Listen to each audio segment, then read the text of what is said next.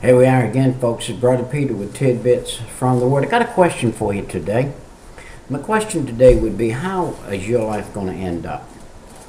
Is your life going to end up in total misery, total, absolute, positive misery, and dying and headed to a devil's hell and continue on? And the misery you have on this earth is going to be multiplied by 1 billion. Not 1 million, but 1 billion times worse than anything possible on this earth. The most degraded possible situation you could be in. If you were thrashed down the highway for half a mile and broke every bone in your body, and you were a mangled mess and couldn't think straight or anything else, and you were still alive, you still wouldn't be in as worse a place as 1 second's going to be like in hell itself, in fire and torment in that place. Listen, David, a man after God's own heart, got to a place one time to where he looked at his flesh without God. And without God, he said these words. In Psalm 102, it's a two-part psalm. The first part is the flesh of man.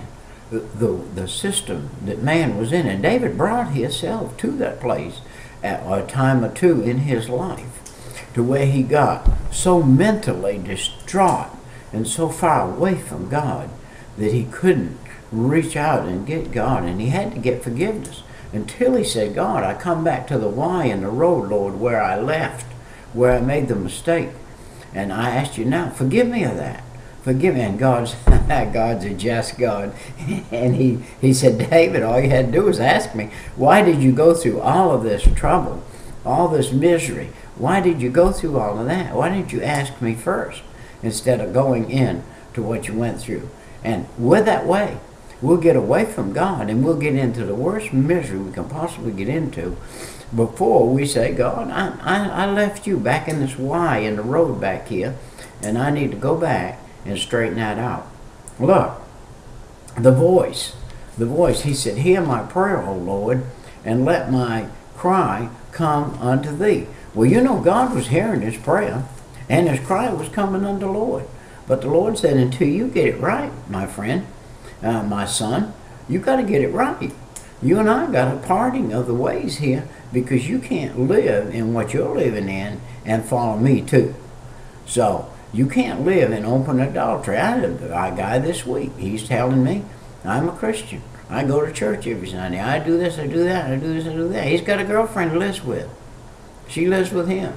They're living in open sin, open adultery. And his life is miserable. He doesn't know it, but it is. Other people can see it, but he can't see it.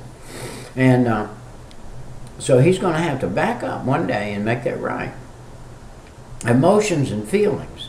1, 2, and 5 and 9 were David's verses, were David's emotions and his feelings. Look at the verse 1 was one of his emotions.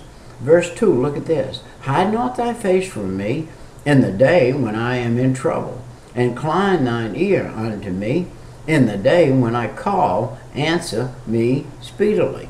Well, if he's calling on the Lord, that's good. If he's trying to get out of the problem himself, he'll never make it. He's got to call on the Lord to do it. Let's jump down to verse 5. By reason of the voice of my groaning, my bones cleave to my skin. Man, here's a man that now he done got sick. He done got sick. He got away from God, and he got away so far from God, he got sick. And here's verse 9. Let's look at verse 9. He said, for I have eaten ashes like bread, and mingled my drink with weeping.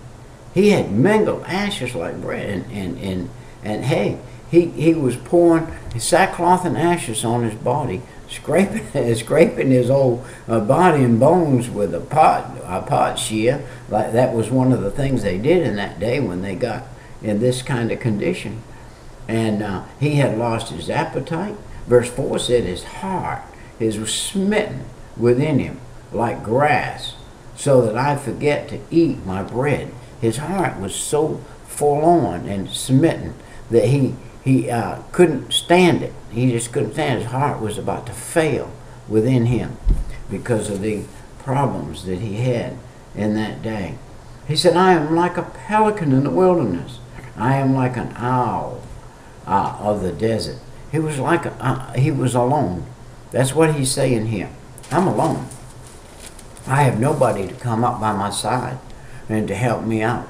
And the reason why is he had himself personally rejected the advice of God at a time and found himself in a place to where he was by himself. Hey, God will not hear the man that regards iniquity in his heart. And David was regarding some iniquity here, and he got himself in a place where he got away from God, and then he got, on top of that, he got sick, and he got all kinds of problems. And he said, my days are consumed like smoke, in verse 3. His days were consumed like smoke. Poof, they were gone. Poof, they were gone. Poof, they were gone. And they were no good. They were not good days. The smoke's gone and it dissipates. It's gone and it dissipates. It's gone. His days were of no effect. They were of no good. And that, by the way, many people today that call themselves Christians, their days are like smoke. They're gone, and there's nothing to show for it. He said, my bones are burned like coals on the hearth. Well, I tell you what you do. You pile stuff up on the hearth in front of the fire and build you a hot fire, and it's going to get scorched. It's going to get smoldered. And that's what happened to David. He said, my heart is smitten. My heart is withered like grass. My whole being is withered. Man, here's a man in trouble. Here's a man in trouble. Real trouble. And he's going to have to seek the face of the Lord and really mean it. He's fooling around and talking to God, fooling around talking to God and not really meaning it. He's got to forsake that which he's in, whatever it is he's in. You living with a woman you ain't married to? Woman, you living with a man you ain't married to? You got to change that situation. Otherwise, things are going to just get worse, worse, and more worse. Oh, it can look good on the surface. It can look good financially. Well, we're doing good financially. Two of us working and bringing in plenty of money. We got plenty of food to eat and everything. Yeah, but down deep, there's that a missing of happiness. There's no happiness there. Your bones and your skin are waxing old. He said, I'm like that pelican. He said, I'm like an owl in the desert. I watch for a way to escape. Look at this. An owl watches for something to eat and a way to escape from the hunger that he has. And here's David looking for a way to escape. The way was set before him, and at one time he knew the way, and he's going to know it again in a little bit. But right now, he's forgetting the way, and he's hunting for the way, he said. And he actually knew the way. He said, I'm like a lone sparrow upon a housetop. Here's a man that has seen in the mirror himself, standing by himself. When you forsake God, you end up standing alone. Hey, the devil ain't going to stand with you. He's going to get you separated from God, and then he's going to go off and work with somebody else and leave you in that place of misery. And until you come back to your senses and say, God, I have sinned, forgive me. Get your butt back down to the church house. Have you left the church house?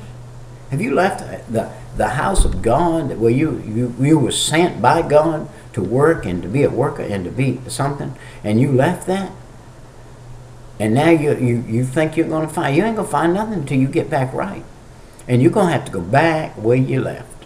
You're going to have to go back where you left. And that's it. In a nutshell. I'm telling you, it ain't going to work no other way until you get it right. I've been in 3 churches in my life. I can go to any one of the homecomings right now. I can go to the homecoming in any one and make sure of that. And be welcome. And be free and happy. I can go there and not even take no food and eat like a king. And not have anything against me. Why? Because I made sure it's correct when I left. That was my way of escape.